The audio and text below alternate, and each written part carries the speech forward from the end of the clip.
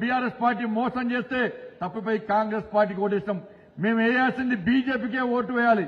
కానీ 6 గ్యారెంటీలు మోసం చేసి కాబట్టి కాంగ్రెస్ పార్టీకి ఓటేస్తాం. బీఆర్ఎస్ పార్టీ మోసం చేస్తే ఈ తెలంగాణ రాష్ట్రంలో మాకు విశ్వాసం కల్పించి మాకు భరోసా ఇచ్చి మమ్మల్ని ఆదుకునే ప్రయత్నం చేసి మా కోసం ఫైట్ చేసే పార్టీ భారతీయ జనతా పార్టీ. తిరిగి కాంగ్రెస్ పార్టీ మోసం చేసే ప్రయత్నం చేస్తున్నది. కాంగ్రెస్ పార్టీ అరాచకాలు చేసే ప్రయత్నం చేస్తున్నది. కాంగ్రెస్ పార్టీ ఇవాళ ప్రజలను ఇబ్బంది పెట్టే ప్రయత్నం చేస్తున్నది. మాకు అండగా ఉండడానికి తిరిగి భారతీయ జనతా పార్టీకి మాకు సిద్ధంగా ఉందని చెప్పి ఇలా ప్రజలు తిరిగి మన మీద నమ్మకం విశ్వాసంతో మన కోసం ఎదురుస్తున్నారు.